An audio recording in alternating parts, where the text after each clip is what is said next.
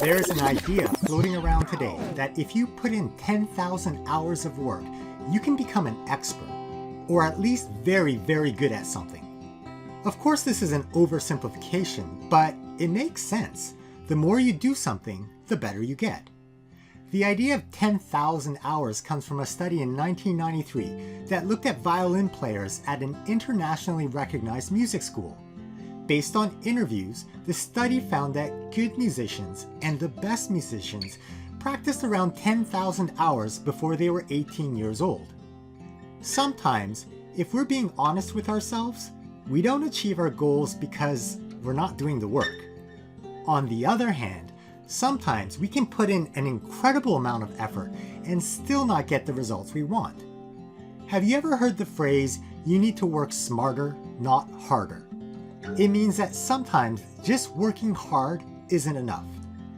SEOT's step to success number 3 is to measure progress. Find something you can count or measure to see how much you're improving.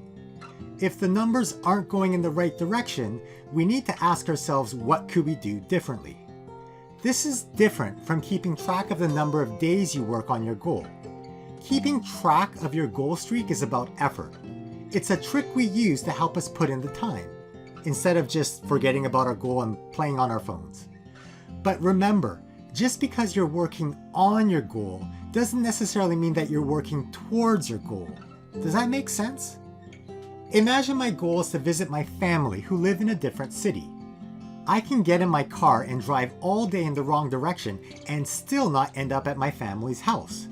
In this example, counting the number of hours spent driving doesn't necessarily track my progress towards my goal. I mean, normally it does, if I'm driving on a road that leads me to my destination. But when we're working on goals, it's not always obvious if we're doing the right stuff.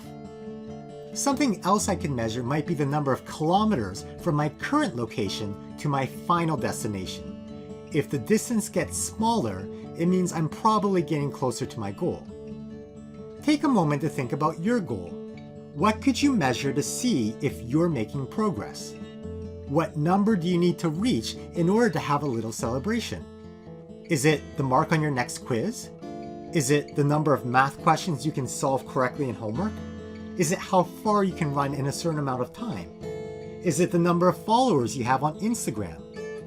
Try it now. If we can find something to measure, we can optimize what we do to give us the best chance of achieving our goals.